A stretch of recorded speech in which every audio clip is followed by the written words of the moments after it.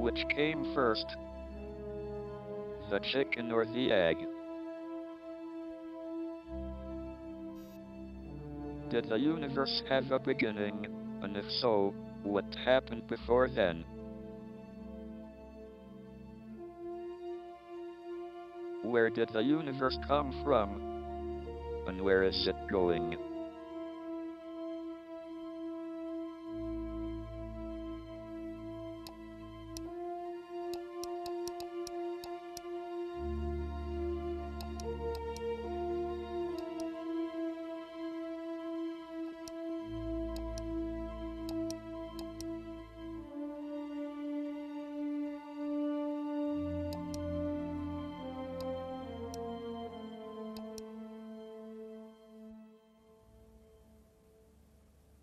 Luck, well, we have been very lucky.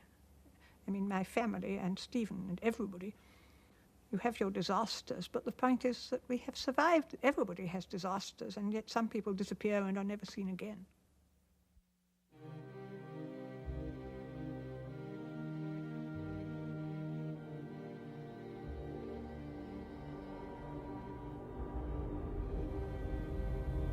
Flying bombs were very alarming, because they came buzzing over, and then they would cut out.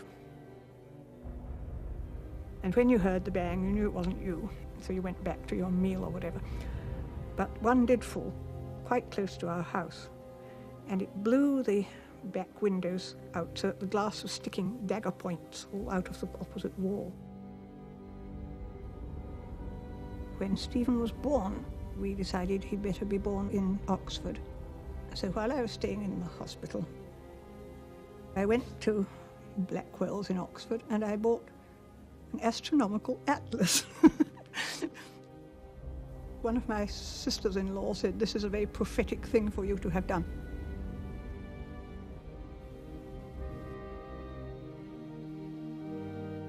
How real is time?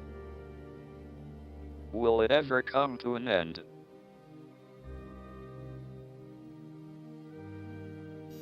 Where does the difference between the past and the future come from? Why do we remember the past, but not the future?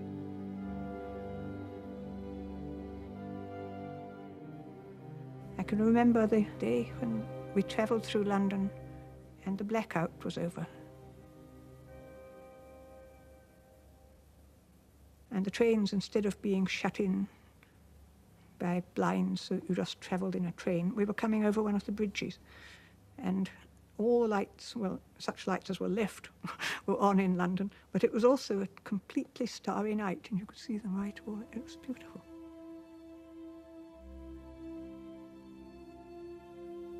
I remember we all used to lie on the grass, looking straight up through the telescope and seeing the wonders of the stars. And Stephen always had a strong sense of wonder, and I could see that the stars would draw him, and further than the stars. I was born exactly 300 years after the death of Galileo. I estimate that about 200,000 other babies were also born that day. I don't know whether any of them was later interested in astronomy. My first memory is of Isabel pushing a rather antiquated carriage-built pram along North Road with Stephen and Mary in it, sort of looking very large because they had large heads and pink cheeks and they were very noticeable. They all looked different from ordinary people. I can remember visiting the Hawking home, several times. It was the sort of place where if you were invited to stay to supper, you might be allowed to have your conversation with Stephen, but the rest of the family would be sitting at the table reading a book, a behaviour which was not really approved of in my circle, but which was tolerated from the Hawkings because they were recognised to be very eccentric, highly intelligent, very clever people, but still a bit odd. my impression of the Hawking family was that they were all like that, except for Stephen, who seemed to be the only normal member of the family.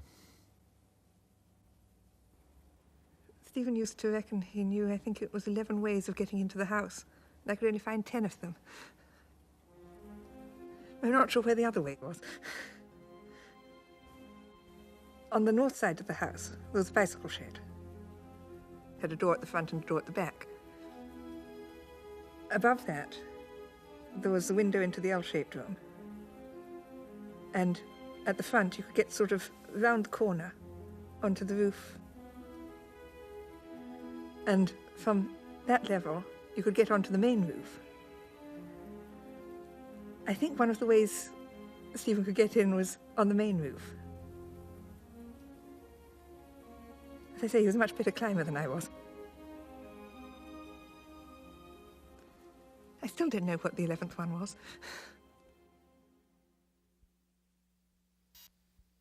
Before the 20th century, it was thought that the universe had existed forever, or had been created at some time in the past, more or less as we observe it today.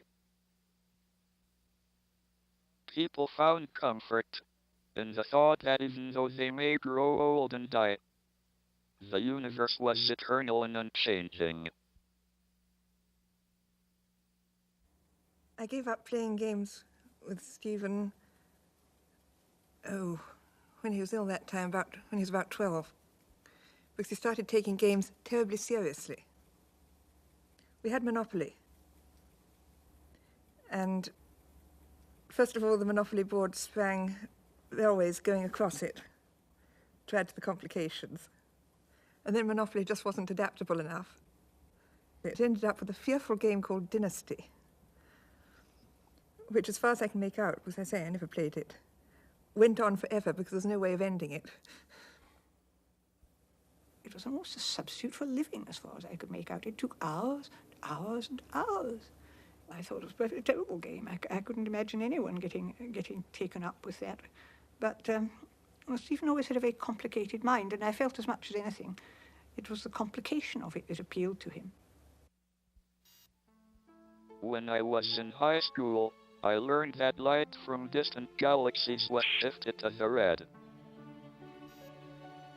This meant that they were moving away from us, and that the universe was expanding. But I didn't believe it.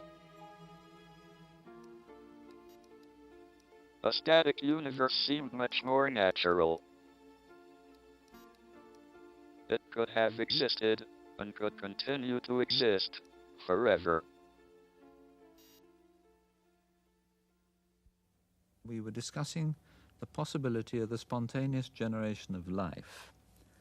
And I think that Stephen made a remark which indicated not only that he'd thought of this, but he'd even also come across some calculations as to how long it might take.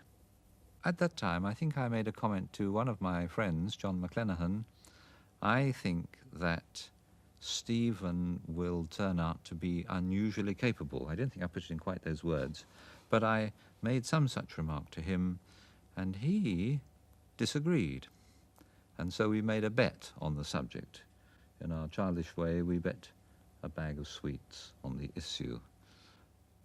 And incidentally, I reckon that my bet has come correct, and I think I'm entitled to payment which has not yet been made. The expansion of the universe suggested the possibility that the universe had a beginning at some time in the past. The point at which the universe may have started out became known as the Big Bang.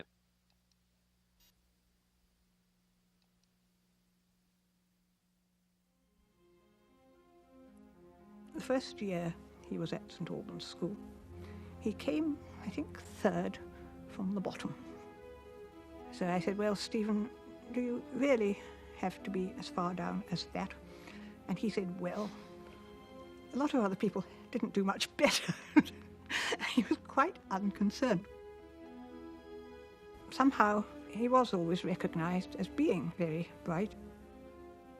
And in fact, they gave him the Divinity Prize one year.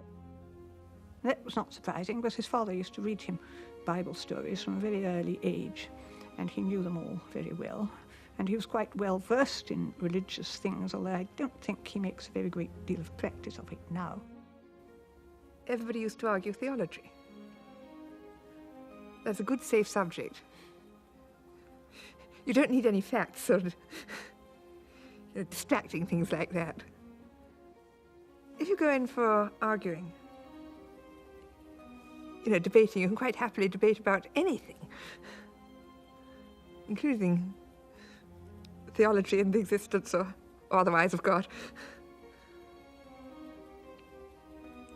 And then someone gets bored, or Journey into Space comes on, or something like that. The argument breaks up.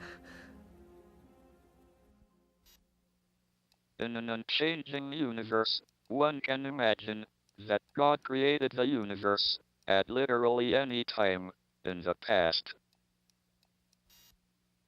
On the other hand, if the universe is expanding, there may be physical reasons why there had to be a beginning.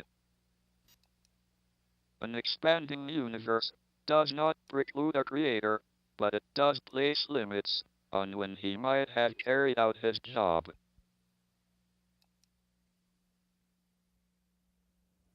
When the family went to India, it was arranged that Stephen should come and live with us for a year. He decided it would be nice that we should have Scottish dancing in the evening. Now, mind you, this was quite an ordinary house, but we had rather a lot of room and a large hall. And so we bought some records and a book about what to do. And Stephen took charge. And he insisted that you put on a jacket and a tie. And then he was the master of the proceedings. And Stephen took it very seriously. But then he liked dancing, you see. There were 4 physicists in my year. Gordon Berry, Richard Bryan, Stephen, myself.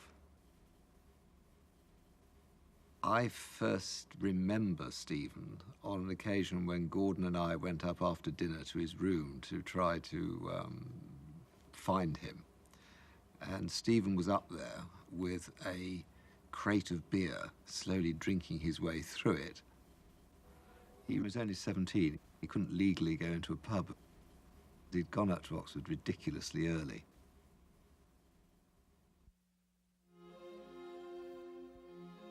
We used to have what we call a gathering net. We used to organise a beer party and various things like that to gather all these collars, many freshmen as we could get, you see, to get them to join the boat club. And that's how we collected him, you see.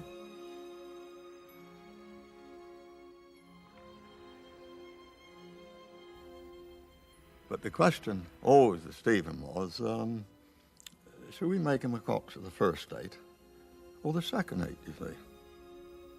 Well, coxes can be adventurous, and some coxes can be very steady people, you see. He was rather an adventurous type. Never knew quite what he was going to do when he went out with the crew.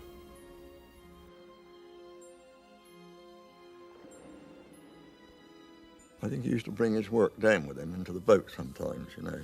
The sort of thinking gear was going on different levels.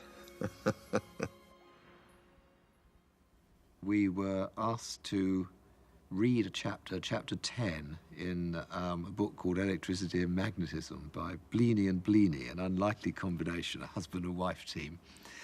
And at the end of that chapter, there are 13 questions, all of them final honours questions. I discovered very rapidly that I couldn't do any of them. Richard and I worked together for the week, and we managed to do 1.5 questions, which we felt very proud of. Gordon refused all assistance and managed to do 1 all by himself. Stephen, as always, hadn't even started.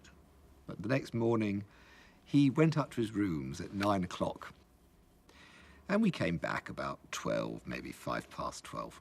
And down came Stephen, and we were in the college gateway in the lodge.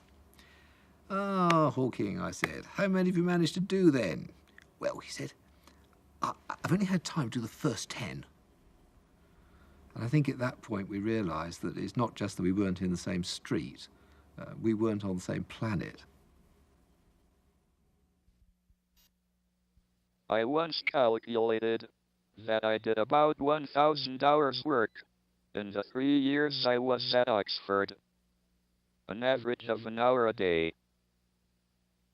I'm not proud of this lack of work. I'm just describing my attitude at the time. An attitude that nothing was worth making an effort for. He used to produce his work every week for tutorials, and as he never kept any notes or papers or that sort of thing, on leaving my room he would normally throw it in my wastepaper basket. And when he was with other undergraduates at a tutorial and they saw this happen, they were absolutely horrified because they thought he did this work in probably half an hour. And if they could have done it in a year, they wouldn't have thrown it in the wastepaper basket, they would have put it in a frame up on their walls. Because of my lack of work, I had planned to get through the final exam by doing problems in theoretical physics and avoiding any questions that required factual knowledge. I didn't do very well. I was on the borderline between a first and second class degree, and I had to be interviewed to determine which I should get. They asked me about my future plans. I replied, if they gave me a first, I would go to Cambridge. If I only got a second, I would stay in Oxford. They gave me a first.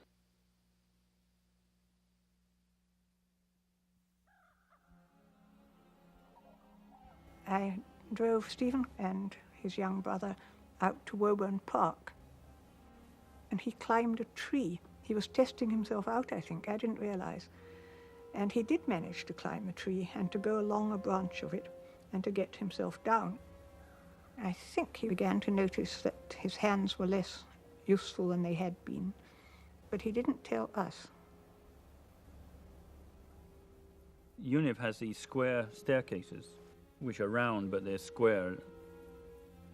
It was just coming down from one of the rooms.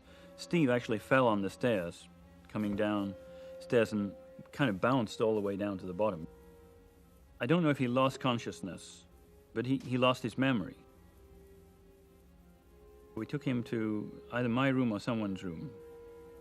The first question, of course, was, who am I? And we told him, you're Steve Hawking.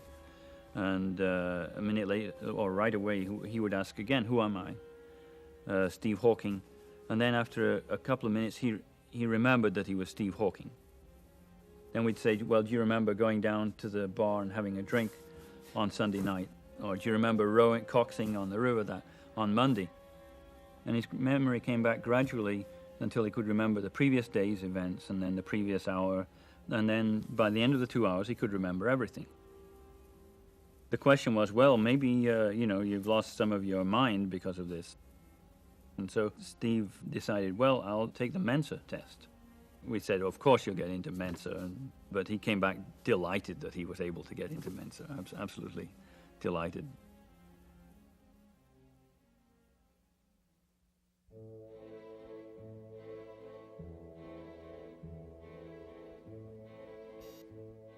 I felt that there were two areas of theoretical physics I might study at Cambridge. One was cosmology, the study of the very large. The other was elementary particles, the study of the very small. However, I thought that elementary particles were less attractive because there was no proper theory. All they could do was arrange the particles in families, like in botany.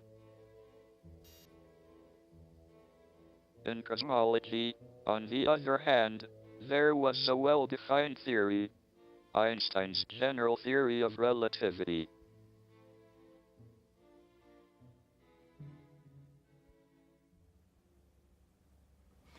It was a very cold year, and the ice on Verulamium Pond was frozen there, and we all went skating. And Stephen managed to skate fairly well, but then he and I were close together. He wasn't skating in a very advanced way, but nor was I, if it comes to that. He fell, and he couldn't get up. So I took him to a cafe to warm up, and he told me then all about it. And it was diagnosed. I insisted on going to see his doctor because it seemed to me, however long you're going to live, there's probably something someone can do about it, at least anyhow to make things easier for people. And I won't mention the doctor's name, but I got to see him at the London clinic. And he was rather surprised that I should bother to come round to see him. I mean, after all, I was only Stephen's mother. So he said he was quite nice. I mean, he agreed to see me in a rather grand way. And he said, yes, it's all very sad. I mean, brilliant young man, cut off in the prime of his youth, as it were. But of course, I said, well, what can we do? You see, well, what can we do to sort of, can we get physiotherapy? Can we get anything like that will help in any way? I said, well, actually, no. There's nothing to do really, more or less. And that's it.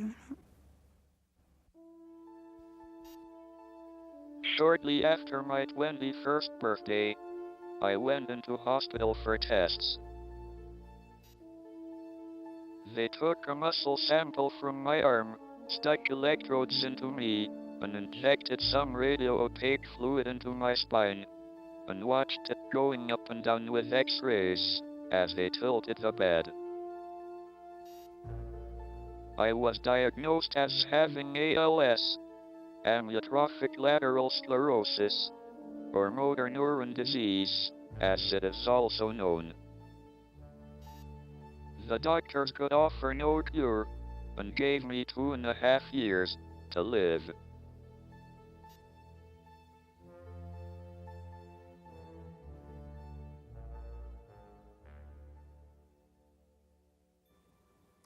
I went into the graduates' common room and looking really for someone to have lunch with. And there was nobody around that I particularly wished to have lunch with. And then, lo and behold, Stephen walked through the door. I don't know what he was doing in Oxford either. I've certainly forgotten now. And so Stephen generously went off to buy the drinks and brought them over and put them down on the table. And as he put his pint of beer down, he spilt it. And I sort of said genially, you know, oh, heavens, you know, drinking at this time of day.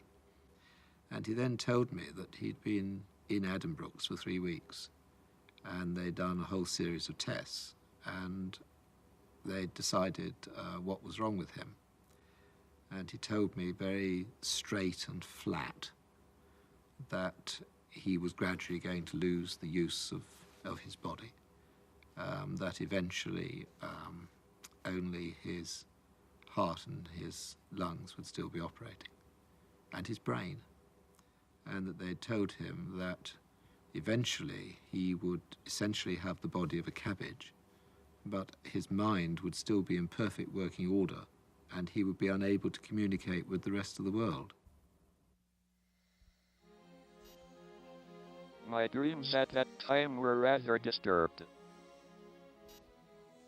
Before my condition had been diagnosed, I had been very bored with life.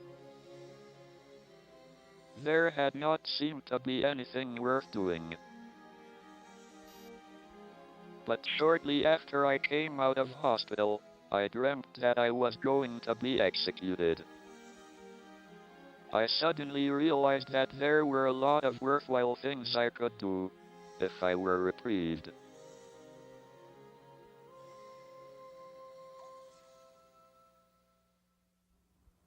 I knew perfectly well that he had no faith. And to me, that made it the more difficult, because you must ask yourself, why me? Why this? Why now? But he just totally, flatly accepted that this was what was going to happen to him. And as far as I can gather, at that point, he started to do some work. At first, there did not seem much point in working at my research, because I didn't expect to live long enough to finish my PhD. However, as time went by, the disease seemed to slow down. I began to understand general relativity and make progress with my work. But what really made a difference was, I got engaged to a girl called Jane Wilde. This gave me something to live for, but it also meant that I had to get a job if we were to get married. Stephen was already ill. Jane knew it. And it was another instance of Stephen's luck, you know, meeting the right person at the right time. Because Stephen was very, very badly depressed. And he wasn't really very much inclined to go on with his work. I mean, he'd been told he'd only got 2.5 years. What can you do in that time? But meeting Jane really put him on his mettle, and he started to work. I wanted to understand how the universe began. Einstein's theory of general relativity showed that the universe was expanding. But there was no answer to the crucial question, must there have been a Big Bang, a beginning to time?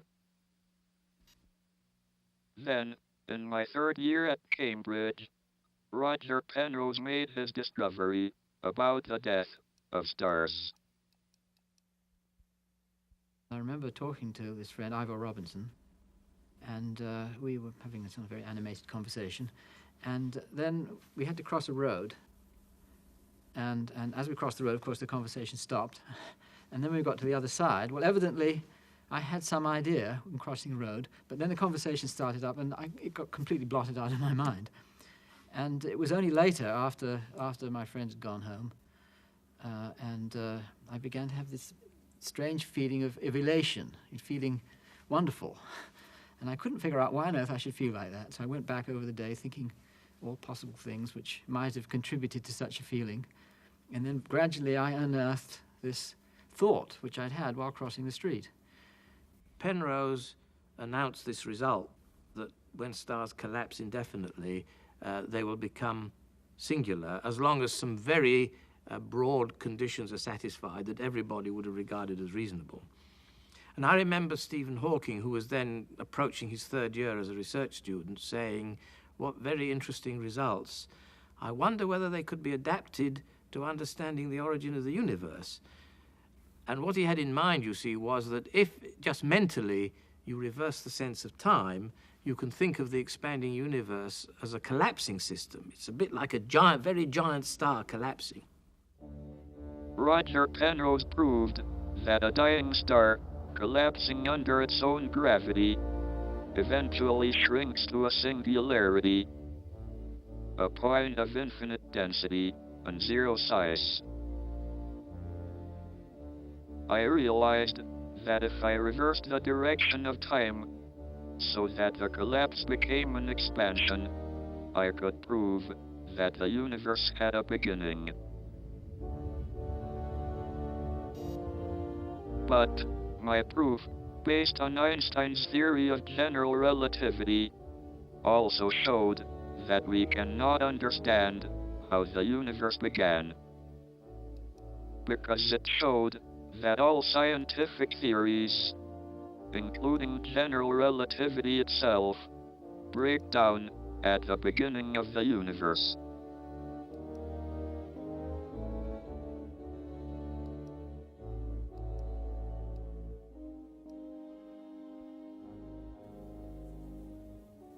We had this meeting at the Institute of Space Physics in New York. I said before we reach a final conclusion, we ought to throw into the pot Still another object, a gravitationally completely collapsed object. Well, after you've used the phrase, a gravitationally completely collapsed object, 10 times, you conclude you've got to get a better name. So that's when I switched to the word black hole. The word black hole, which John Wheeler coined, suddenly caught on. Everybody adopted it. And from then on, people around the world, in Moscow, in America, in England and elsewhere, could know they were speaking about the same thing. And not only that, but it suddenly, the whole range of concepts got through to the general public, and even science fiction writers all of a sudden could talk about it. Tonight, my friends, we stand on the brink of a feat unparalleled in space exploration. If the data on my returning probe ship matches my computerized calculations, I will travel where no man has dared to go. Into the black hole? In, through, and beyond. Why, that's crazy. Ha! Impossible. As a massive star contracts, its gravity becomes so strong that light can no longer escape. The region from which nothing can escape is called a black hole, and its boundary is called the event horizon. One might say of the event horizon what Dante said of the entrance to hell. Abandon all hope, ye who enter here.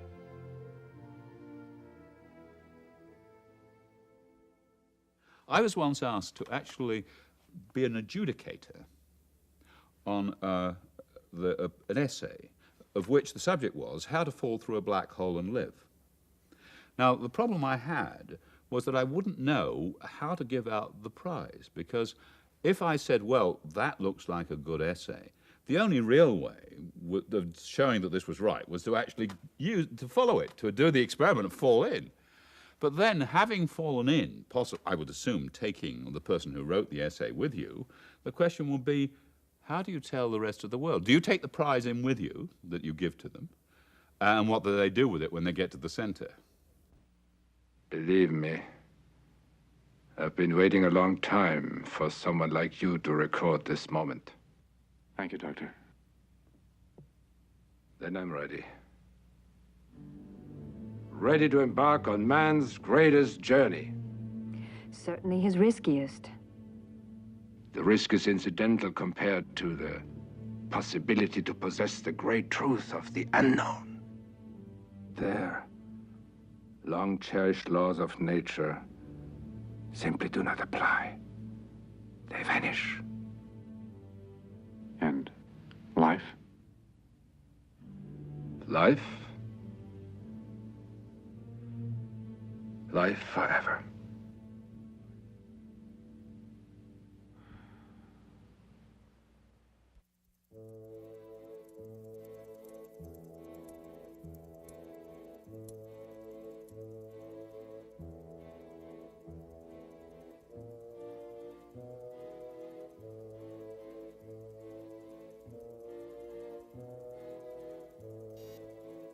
If you were watching an astronaut foolhardy enough to jump into a black hole at some time on his watch, say 12 o'clock, he would cross the event horizon and enter the black hole. But no matter how long you waited, you would never see the astronaut's watch reach 12 o'clock. Instead, each second on the watch would appear to take longer and longer, until the last second before midnight would take forever. Thus, by jumping into a black hole, one could ensure that one's image lasted forever. But the picture would fade very rapidly and grow so dim that no one could see it. As somebody disappears into a black hole, as seen from the outside, it looks as though the time actually slows down, and the person becomes who's moving. At least he's thinking, he's moving, he's perhaps talking in his spaceship at a normal rate, seems to slow down and ends up by being frozen in a particular position, as seen by somebody watching him from the outside. And as seen from the outside, you never see what happens after that.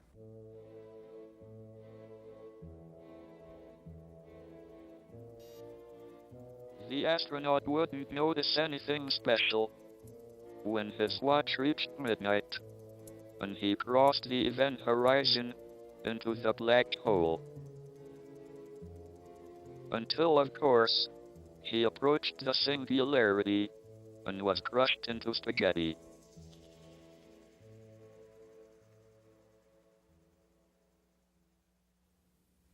One can fall through this event horizon without feeling anything, without noticing it. After about a week of falling, one begins to feel the pinch, and one extends longer and longer and gets slightly thinner. And, of course, one begins to get squeezed, until one gets very long and very thin and rather nasty. By the end of 2 weeks, one's fallen right into the center, and one is, of course, dead. Before you lose sight of the outer world, you would see things happening, and you would see them at a greater rate, so that it would look like a firework display.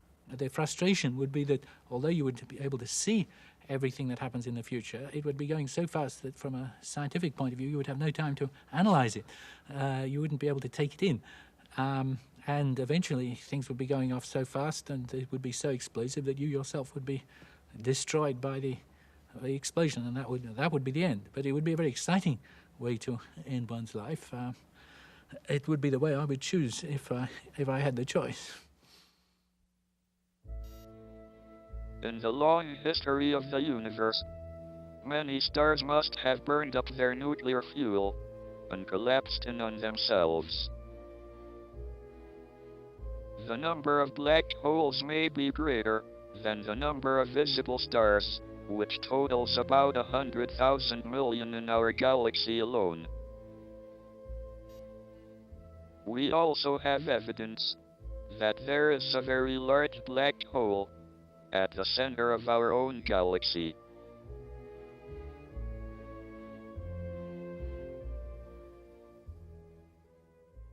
Friends ask me, well, if a black hole is black, how can you see it?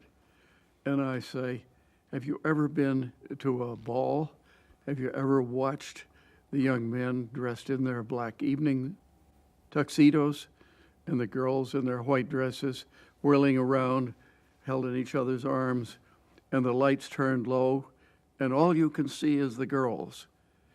Well, the girl is the ordinary star, and the boy is the black hole. You can't see the black hole any more than you can see the boy, but the girl going around gives you convincing evidence there must be something there holding her in orbit. One evening, shortly after the birth of my daughter, Lucy, I started to think about black holes as I was getting into bed. My disability makes this rather a slow process, so I had plenty of time. Suddenly, I realized that the area of the event horizon must always increase with time. The increase in the area of the event horizon was very reminiscent of a quantity called entropy, which measures the degree of disorder of a system. It is a matter of common experience that disorder tends to increase with time if things are left to themselves. Jacob Bekenstein came into the office one day. Jacob, I said, it always troubles me when I put a hot teacup next to a cold teacup. I've increased, by letting heat flow from one to the other, the amount of disorder in the universe. But Jacob, if a black hole swims by and I drop both teacups into this, I've concealed the evidence of my crime, have I not? Bekenstein's a man of great integrity, and he looked troubled, and he came back to me later, and he said, "No, you have not concealed the evidence of your crime. The black hole records what's happened to you." Stephen Hawking read the paper in which Bekenstein announced this result, thought it was preposterous, and decided to prove it was wrong. My discoveries led Jacob Bekenstein to suggest that the area of the event horizon actually was the entropy of a black hole. But there was one fatal flaw in Bekenstein's idea.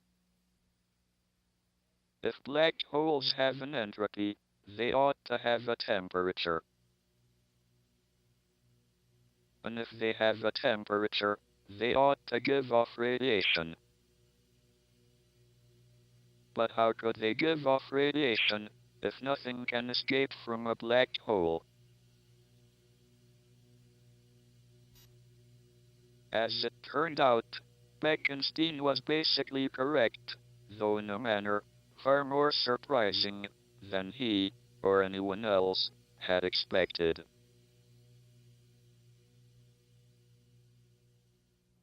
As he gradually lost the use of his hands, he had to start developing, carefully choosing research projects that could be tackled and solved through geometrical arguments that he could do pictorially in his head. And he developed a very powerful set of tools that nobody else really had. So in some sense, when you lose one set of tools, you may develop other tools, but the new tools are amenable to different kinds of problems than the old tools. And if you're the only master in the world of these new tools, that means certain kinds of problems you can solve and nobody else can. My work up to 1973 was in general relativity and was summarized in a book I wrote with George Ellis called The Large-Scale Structure of Space-Time. Even then, it was difficult for me to write things down. So I tended to think in pictures and diagrams that I could visualize in my head.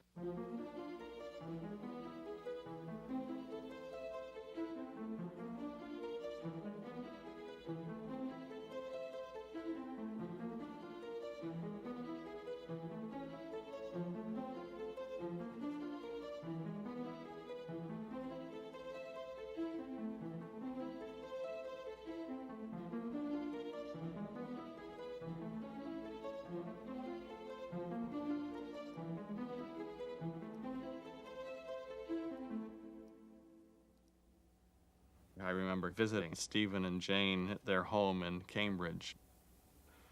After supper in the evening, when it was time for Stephen to go to bed, Jane insisted, and Stephen acquiesced, I guess this was standard, that Stephen make his way up. I've forgotten whether it was one flight of stairs or two flights of stairs alone, and this was a period when he could no longer walk. The way he got up the stairs was he grabbed hold of the pillars that support the banister and pulled himself up the stairs with the strength of his own arms, dragging himself up from the ground floor on up to the second story in a long, arduous effort. Jane explained that this was an important part of his physical therapy to maintain his coordination and strength as long as possible. At first, it was sort of heart-rending to watch what appeared to be the agony of pulling himself up the stairs until I understood.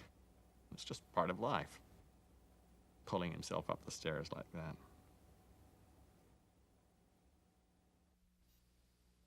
General relativity is what is called a classical theory. It predicts a single definite path for each particle.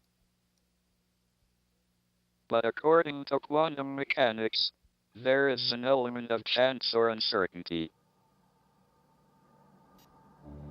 A particle does not have just a single path through space and time. Instead, there is an uncertainty principle, according to which both the exact position and velocity of a particle can never be known.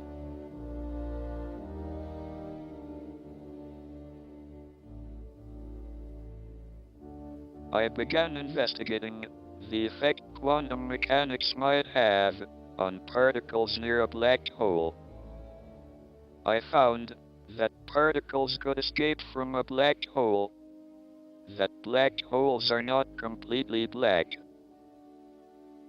At first I didn't believe it, but when I redid the calculations, I couldn't get the effect to go away.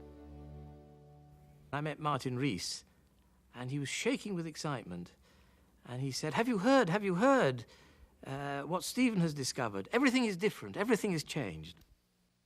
I was still unsure of my discovery, so I only told a few colleagues. But word soon spread. Roger Penrose phoned up on my birthday. He was very excited and went on so long that my birthday dinner got quite cold. It was a great pity because it was goose, which I'm very fond of. To me, it's a miracle because it's a complicated and messy calculation. We can now do these things very much better, and it's more transparent what happens. But out of this messy calculation, he showed that black holes aren't black with this quantum mechanical effect. There was a residual radiation. Stephen came to a meeting and people were flabbergasted. And I remember someone getting up and saying, "You must be wrong, Stephen, I don't believe a word of it." I once said that I was unhappy with the explanation given in terms of negative energy particles being created. But I feel this is part of the controversy of science. You must have the give and take. And I'm delighted to be able to be part of that. I mean, that's what makes it fun. You know, if you all sat down and said, "Oh, lovely," when you do have niggling questions in your minds, that's not doing a service to science. But I was not antagonistic to it in any way, except for that one time when I questioned.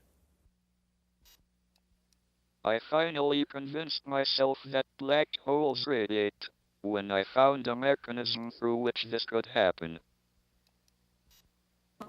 According to quantum mechanics, space is filled with virtual particles and antiparticles that are constantly materializing in pairs, separating, coming together again, and annihilating each other. In the presence of a black hole, one member of a pair of virtual particles may fall into the hole, leaving the other member without a partner with which to annihilate. The forsaken particle appears to be radiation emitted by the black hole. And so, black holes are not eternal. They evaporate away at an increasing rate until they vanish in a gigantic explosion. Quantum mechanics has allowed particles and radiation to escape from the ultimate prison, a black hole. Einstein never accepted quantum mechanics because of its element of chance and uncertainty. He said, "God does not play dice." It seems that Einstein was doubly wrong. The quantum effects of black holes suggest that not only does God play dice, he sometimes throws them where they cannot be seen. He says himself that he wouldn't have got where he is if he hadn't been ill. And I think that's quite possible, because it's like Johnson said, you know, knowledge that you're to be hanged in the morning concentrates the mind wonderfully.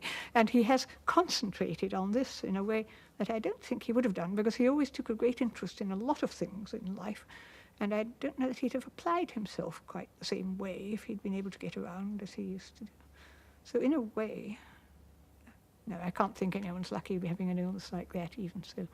But it's less bad luck for him than it would be for some people, if you see what I mean. because he can so much live in his head.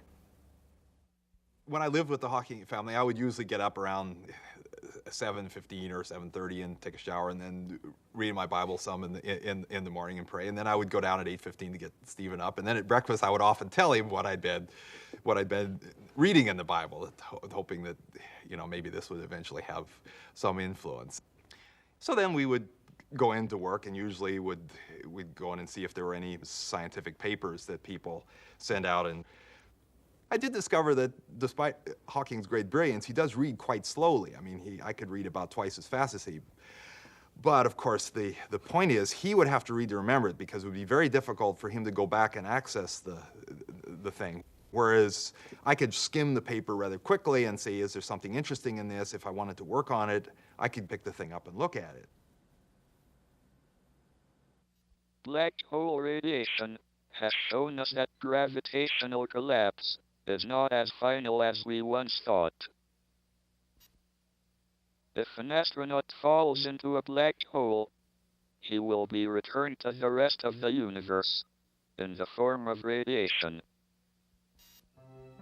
Thus, in a sense, the astronaut will be recycled. However, it would be a poor sort of immortality, because any personal concept of time would come to an end as he is torn apart inside the black hole. All that would survive would be his mass or energy.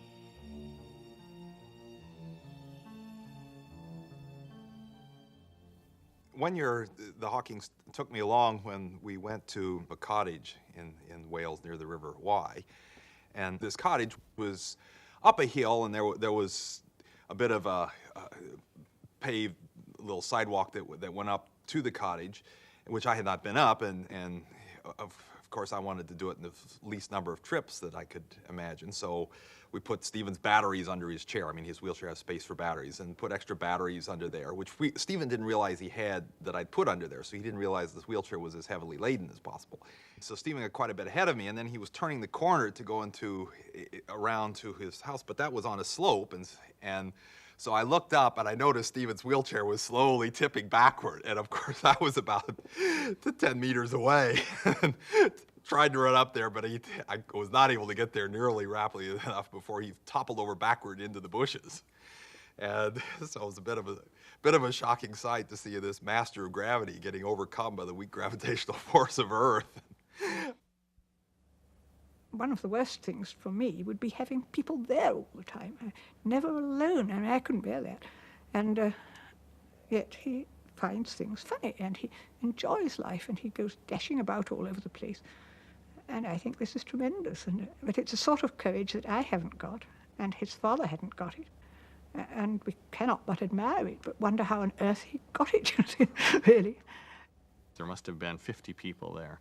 And I was standing off in a corner, sort of watching quietly for a few minutes, relaxing. And Stephen was over there not far from me. Jane walked over to Stephen and looked at him, and he was sitting there with his head in his lap, like only Stephen can put his head in his lap. And Jane said to Stephen, "You look miserable, Stephen. Sit up straight. Some of your guests don't understand that you're sitting there thinking about physics and having a wonderful time. It looks like you're in pain. Sit up straight and go talk to your guests." In 1979, I was elected Lucasian Professor of Mathematics. This is the same chair once held by Isaac Newton. They have a big book which every university teaching officer is supposed to sign. After I had been Lucasian Professor for about a year, they realized I had never signed. So they brought the book to my office, and I signed with some difficulty. That was the last time I signed my name.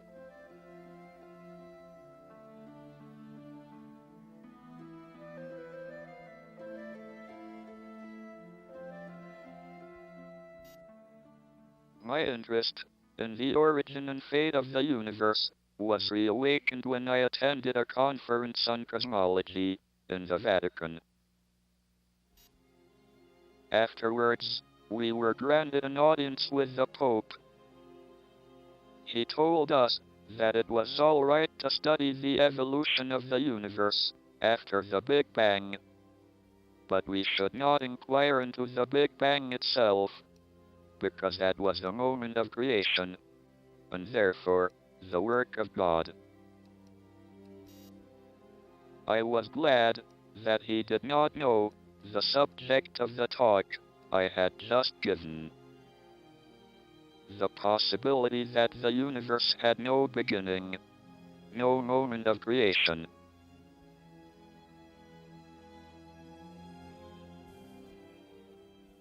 There were theories in the early 70s, in fact the first type of creation theories, where the people concerned started off with a fixed external space and time, which, as it were, for eternity was empty. And then suddenly, for some unknown reason, the universe nucleates at a particular point, and then bang, it blows apart. But the trouble is that when space and time appear in the classical theory, that actual point itself is a singular point in the mathematics. The mathematics breaks down, and so you cannot in fact use that to give you a creation theory. If one goes back in time, one comes to the Big Bang singularity, where the laws of physics break down. But there's another direction of time that one can go in, which avoids the singularity. This is called the imaginary direction of time.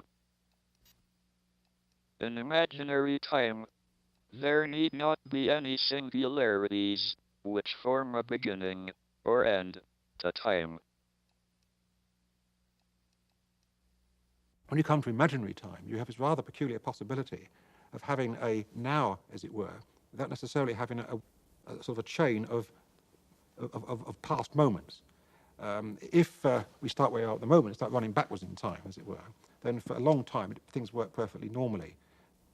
But then as you begin to get further and further back towards what would be the origin point in the conventional real-time picture, you find that the nature of the time changes, that the imaginary component becomes more and more prominent, until in the end what ought to have been the singular point in the classical theory just gets smoothed away, and you have this sort of beautiful picture, these sort of bowls. The creation of the universe is pictured as where we are now, in a smooth sort of bowl of the past, where there's no initial point, just a sort of smooth shape.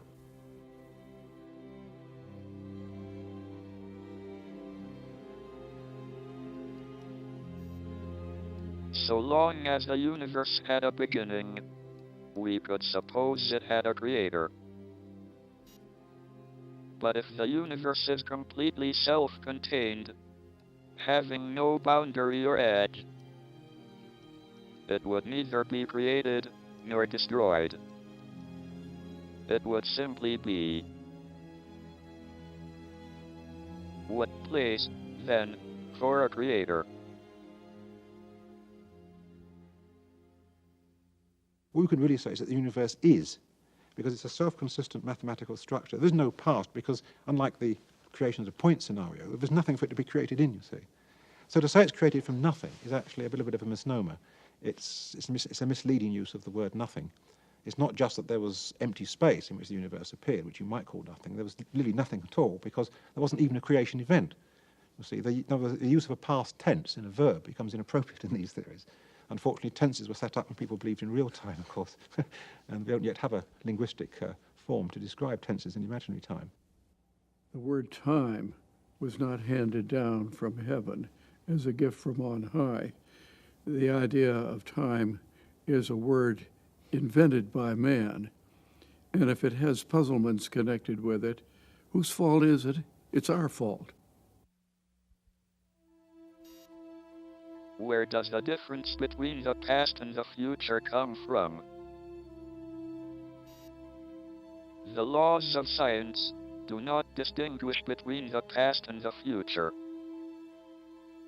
Yet, there is a big difference between the past and future in ordinary life.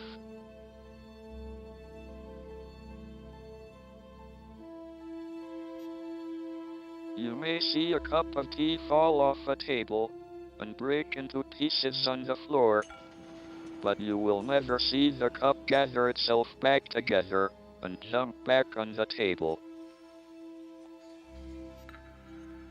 The increase of disorder, or entropy, is what distinguishes the past from the future, giving a direction to time.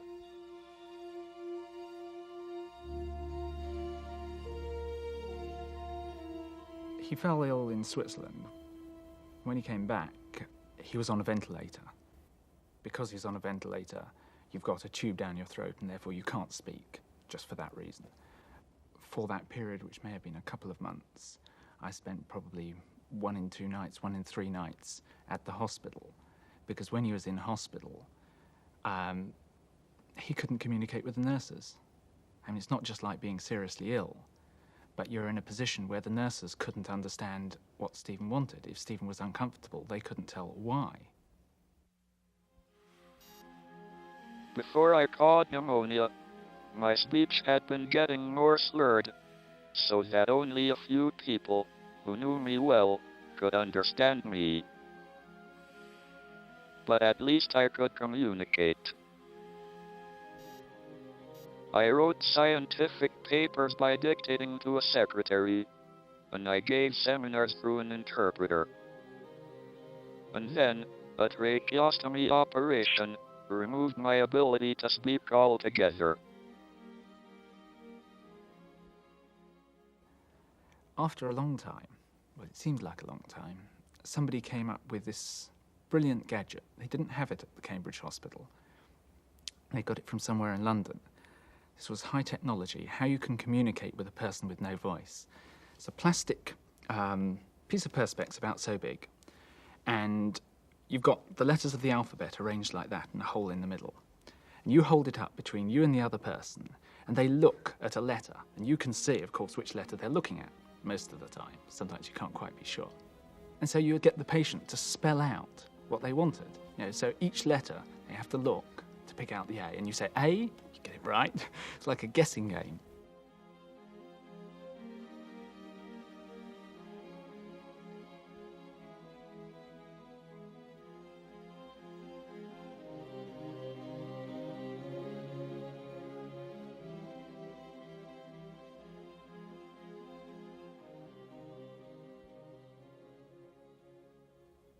Stephen wasn't willing to accept that he wasn't going to speak again. And he thought that he would be giving in by trying to find a method of communicating other than speech. And I remember I went in one evening, and this was the first time that he asked to be gotten out of bed to use the computer. Sometimes they would sit him up so that he wasn't lying in the bed all the time, as you do with a patient. But this time, when I turned up, he asked the nurse, could he be gotten out of bed? So he could use the computer, and he did.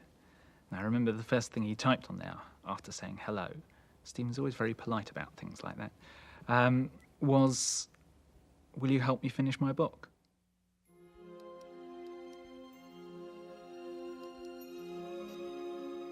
A computer expert in California heard of my plight and sent me a computer program called Equalizer. This allowed me to select words from a series of menus on a screen by pressing a switch in my hand.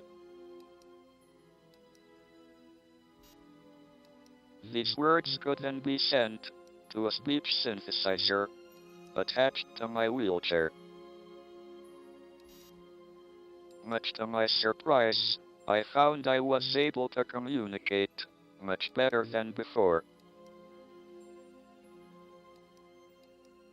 When eventually he went home from hospital, again, he was told he needed 24-hour nursing, and everyone was saying, well, how's he going to go in and do work? Is he going to trail around with a series of nurses after him working in the office? And of course he did. I mean, they talked originally of him working at home, which he wasn't happy with.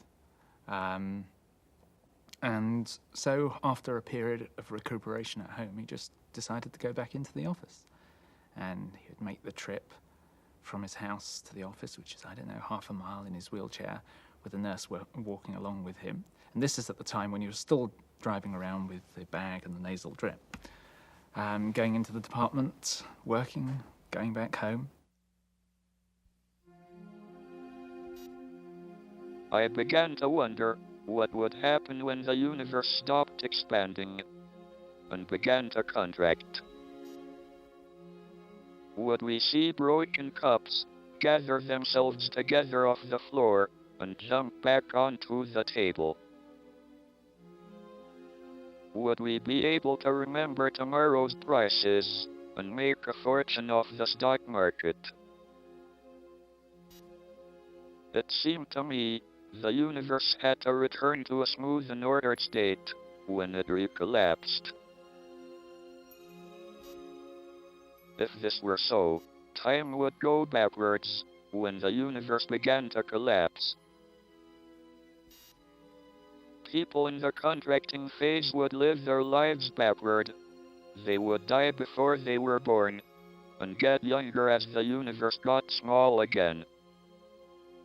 Eventually, they would return to the womb. He gave me my first problem to do. He asked me to look at this mathematical problem, and usually when he gives a problem, he has a good idea of what the answer should be. And I went to look at it, and it took me a few months to understand what was it about. And I came back and I said, Stephen, I get this answer. And he said to me, no, that is not what I expected. I said, Stephen, that's what I get. So I went to the blackboard, explaining to what he does. He said, did you think about that particular case? I said, oh, no, I didn't. So I went back, I calculated what he talked to me about. I came back a few weeks after, and I said, Stephen, I don't get this thing. I still get the same answer I had originally. So he said to me, no, this doesn't work. Did you think about that? I said, oh, no, I'd forgotten about that particular case. So I went back to the drawing board and started calculating again. And again, got the same answer. So I went back to see Stephen, and this dragged on for about 2 or 3 months. Finally, he said to me, maybe one of your approximations is not valid. So me and a colleague decided to do the thing with computers. And then this takes a lot of time to write the programs and to be sure the program was correct. We get the answer, and it was still the way that I had said before, and not the way that Stephen had said. So we went to see Stephen, and we say, you see, again. I had made a mistake. I had been using too simple a model of the universe. Time will not reverse direction when the universe begins to contract. People will continue to get older, so it is no good waiting until the universe recollapses to return to our youth.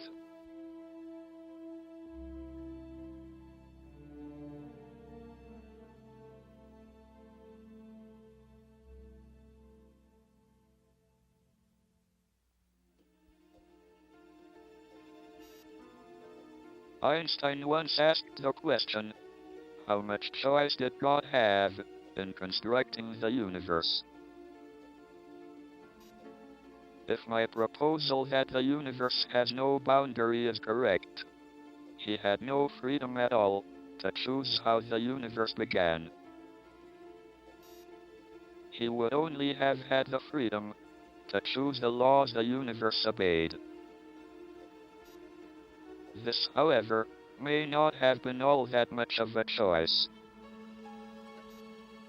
There may well be only one unified theory that allows for the existence of structures as complicated as human beings, who can investigate the laws of the universe and ask about the nature of God.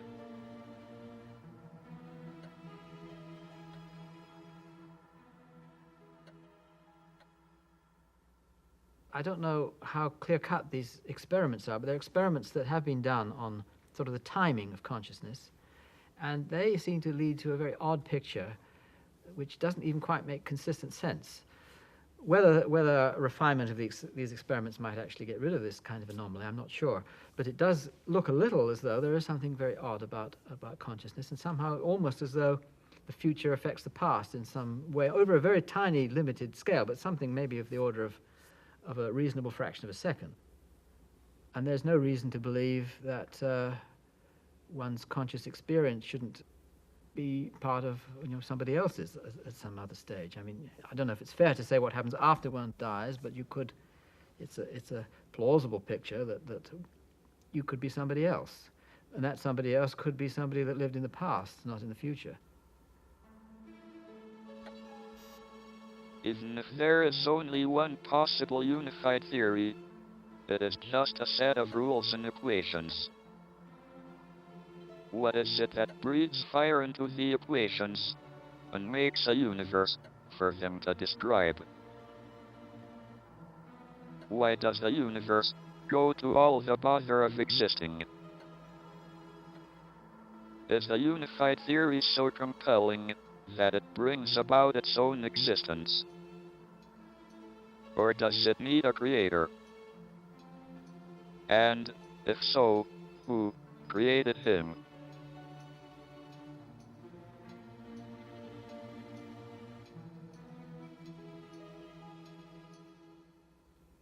I think I would say that the universe has a purpose. It's not a somehow just there by chance. I mean, I think it's, yeah. So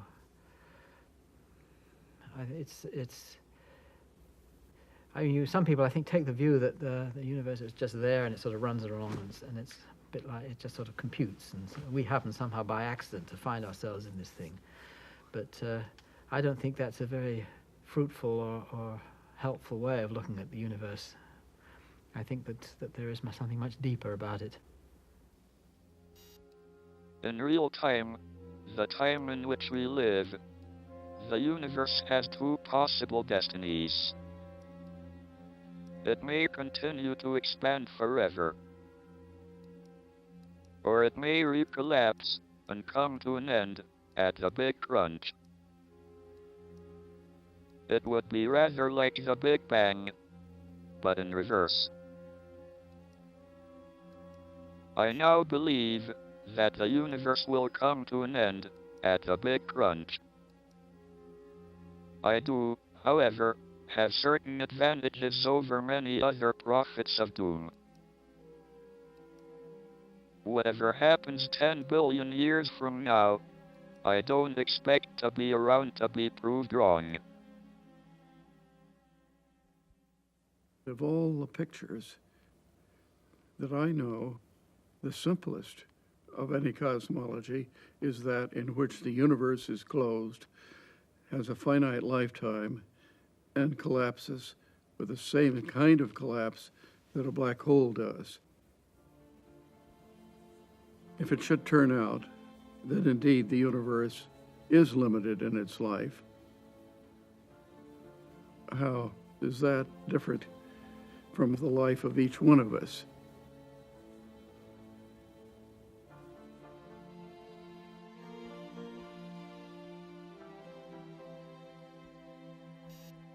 On the evening of Tuesday, March 5th, at about 10:45, I was returning to my flat in Pinehurst. It was dark and raining.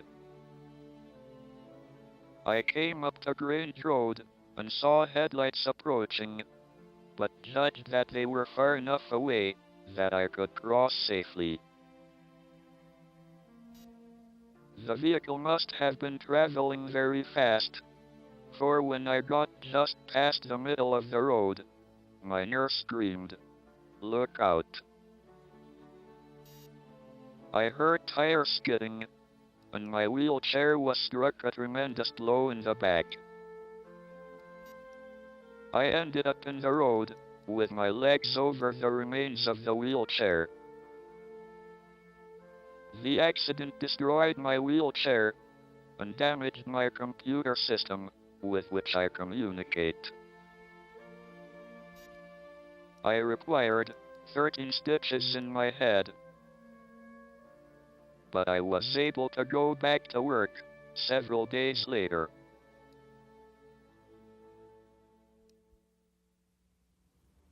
The memories I have are very much kind of visual pictures of what Stephen was of seeing Stephen in certain situations.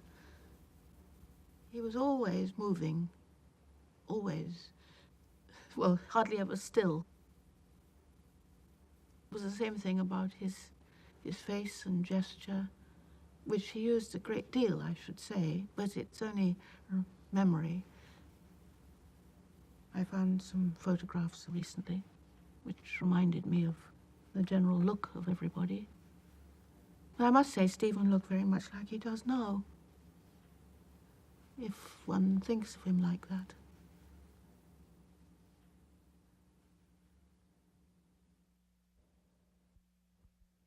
He does believe very intensely in the almost infinite possibility of the human mind.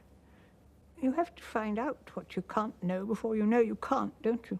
And so I don't think that thought should be restricted at all. And why shouldn't you go on thinking about the unthinkable? Somebody's got to start sometime. I mean, think how many things were unthinkable a century ago, and yet people have thought them, and often they also seem quite unpractical. So not all the things Stephen says probably are to be taken as gospel truth. He's a searcher. He's looking for things. And if he is, sometimes he probably talks nonsense. Well, don't we all? But the point is that people must think. People must go on thinking. They must try to extend the boundaries of knowledge, and they don't sometimes even know where to start. You don't know where the boundaries are, do you? You don't know what your taking off point is.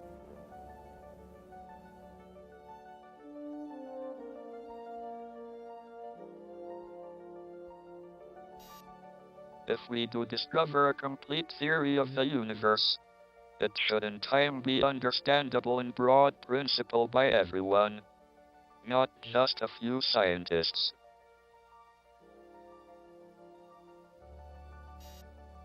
Then we shall all, philosophers, scientists, and just ordinary people, be able to take part in the discussion of why it is that we and the universe exist.